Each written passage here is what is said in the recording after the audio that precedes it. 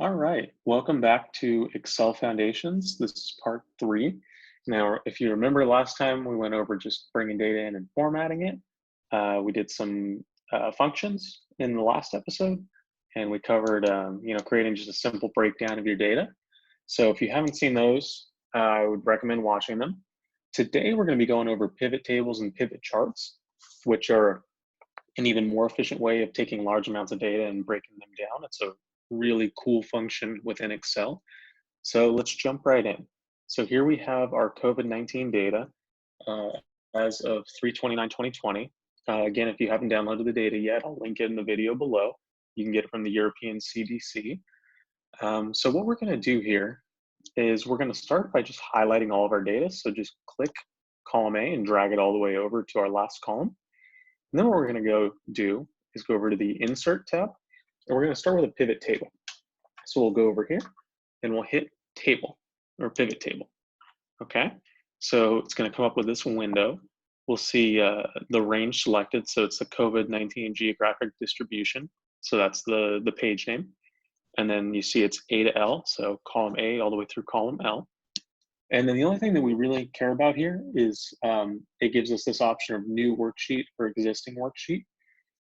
So what that means is that if we wanted to make a table on this same page, we would just have to click this and specify where, but it's best to do it in a new worksheet. So we hit OK, and it's going to give us this. So it's blank so far, nothing's been populated yet.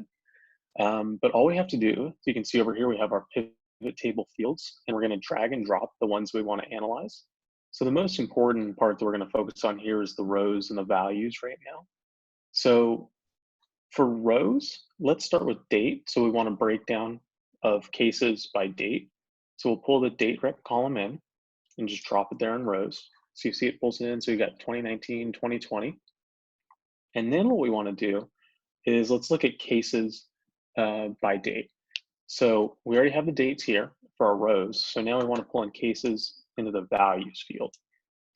So now we have a breakdown of the sum of cases by the dates. And you can see here, it's just 2019 and 2020. So far we have 27 cases in 2019 and then 657,000 cases in 2020, which is useful data, but it's not really telling us too much yet. So let's dig into 2020 a little more. So we can go over here and we have this little plus box. If you click on that, you get a drop down. Now, because this is only data as of March, we have just quarter 1 here. So all these cases happen in quarter 1. And if we click down further, we see a breakout by month, which is pretty neat. So the sum of all cases across all countries in January, February, and March. And you can see the increase over time there. Now, the really cool part about pivot tables is we can take it a step further and we can pull in additional values in our rows. So what I want to do now is I want to see it broken out by country. So I want to see date and country. So we can drag and drop countries and territories in here. Okay, and it does that. But let's slow it down. Let's break it out. So going back, we have it by quarter. So, or even going to the very top. So we have it broken out by year. And then further, we break it out by quarter. So in the first quarter of 2020, then across the different months, so January, February, March. So those are the monthly totals across all countries. And then if we click into month by month, we see that each country, the total number of reported cases there is listed per month. So as you would expect in January, almost all of the cases we see happening in China. And we can actually click into this and it provides the detailed data behind that in another sheet.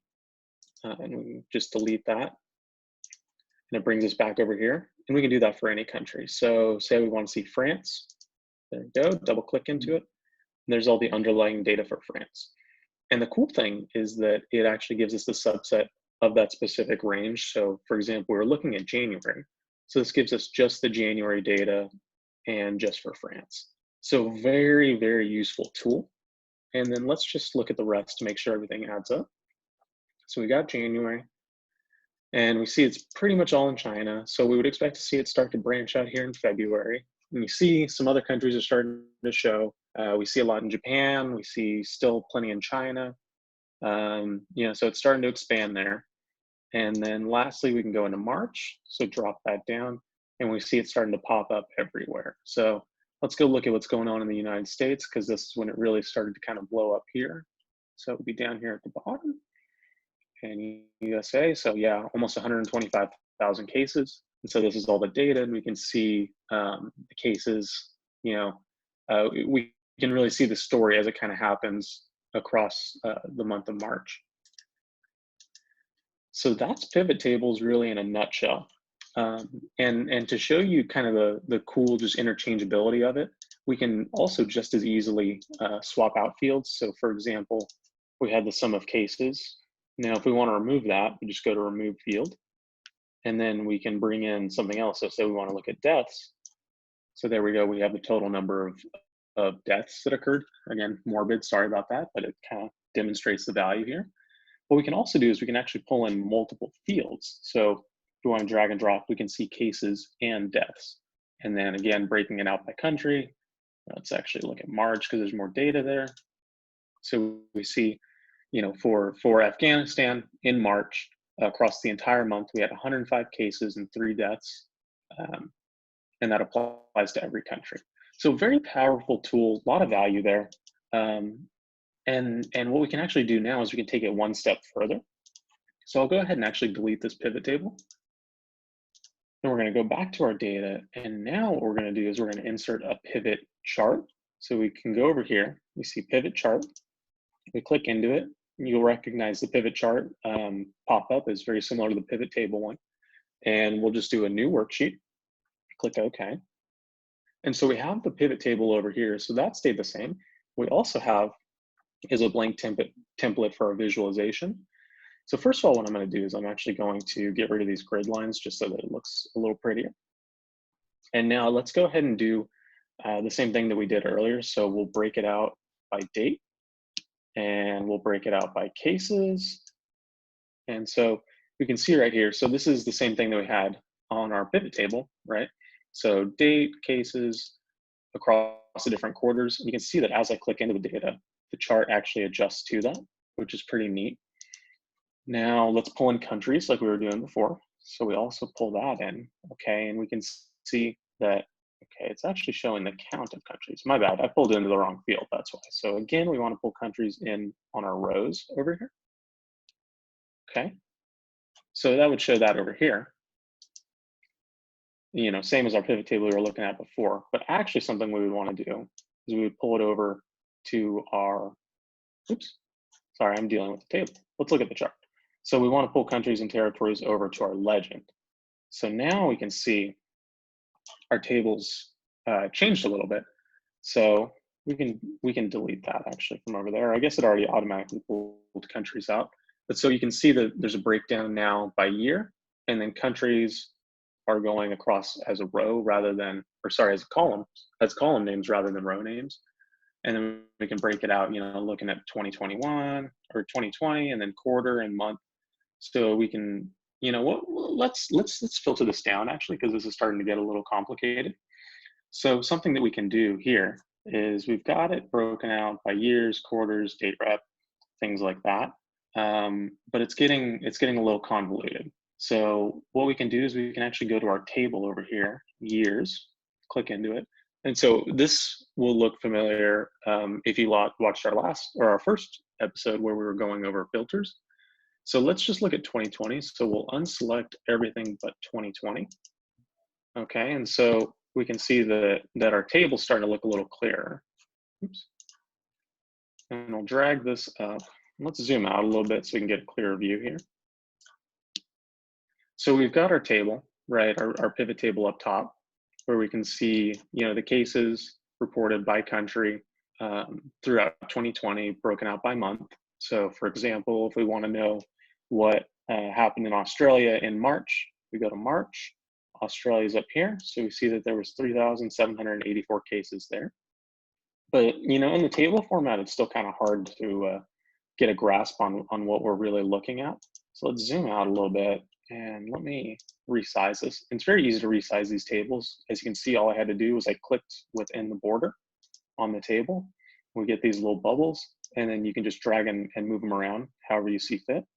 So let's drag that up a little bit, let's spread it out so that we have, a little more of a time series here. So here we have just a visual representation of this table up here. So you can see it's a time series. So we have January, February, March. We have our different countries and they're color coded here. And then here's the sum of cases on the y-axis. But so this is still fairly convoluted, right? There's a lot of countries and a lot of data, and it's hard to tell what we're really looking at. So one thing that we can do is we can just go change our format, or sorry, our design. So you'll see I went to design, I clicked on the table, went to design up here, and this is one of my favorites because it looks just nice and clean. So it makes it look a little better. But then something that we can do is, let's say that we just want to see what's going on in in a handful of countries. So we go back to our table, we can go to countries and territories, and then we get the filter. So let's unselect all, and then let's look at what's going on in how about Italy and the United States. So Italy should be, there we go. So Italy, and then all the way down at the bottom, United States of America. Okay. And so two things happen here. So for one, our table shrunk pretty substantially. So now we have Italy here, United States of America, and then the breakdown, very similar to our pivot table we were looking at earlier. And then here we have an actual charting of what happened. So again, this is just a visualization of the same data up here. So we can see that, so Italy's blue, United States of America's orange. So both countries really low totals through the first 2 months, and then just an explosion in cases here in March. If we want to see, maybe China would give us some different insights because they actually started bringing their cases down toward the end of March, the number of new cases. So maybe we'll see a little more gradual of an increase here. Or actually, yeah, so look at that. So January, we had about 10,000 cases in China, and then an explosion in cases in February, and then it shot way down in March. So these are some cool ways to derive some insights from our data. Let's bring it back to our Italy and US example, and then we'll look at some different formats that we can also do for our tables, or for our charts. So reselecting Italy and US. Okay. And then I want to see how these kind of compare to each other, maybe stacked up. So what we can also do here, we already changed our format. We can also change our chart type. So we go over here and let's select the stacked. So this shows us more proportionate, there's not much going on there. So let's deselect March so you can see January and February in better detail. So what we'll do is we'll just select January and February. And so we see very small number of cases for both in January. In February, Italy's the one that really outpaced. And then going back, we see in March a little more even spread between the two. And then there's all sorts of different chart types that you can do here too. So if you want to do maybe a line chart, so this is pretty cool. So you can see, this is the same data again. You see, they're charted against each other. Italy's blue, US is orange. So we can see more kind of the growth relative to each other. So we see it's about the same, almost no cases through February, and then a huge explosion in March. And the US, it started pretty close to Italy here. And then you see the divergence where the US really started to outpace. And again, there's all sorts of different chart types that you can do here. You can do pie charts, scatters, which might actually be useful for this data, but I'll leave that really up to you to kind of play around with. So I guess just a quick recap of what we looked at. So we started with our just plain data. We went and we created some pivot tables like you'd see up here, pivot charts. We learned how to format them in different ways, make them look nice and pretty. And then we learned some of the different chart types. So column, stacked column, line charts, and things of that nature. So hopefully, you got something out of this lesson. Pivot tables are probably the most powerful tool in Excel. There's something that if you really kind of master them, which, it's not that difficult, you just have to play around with it and have fun, and, you'll come to some really exciting conclusions with it. So hopefully, you enjoyed this, and stay tuned for more videos.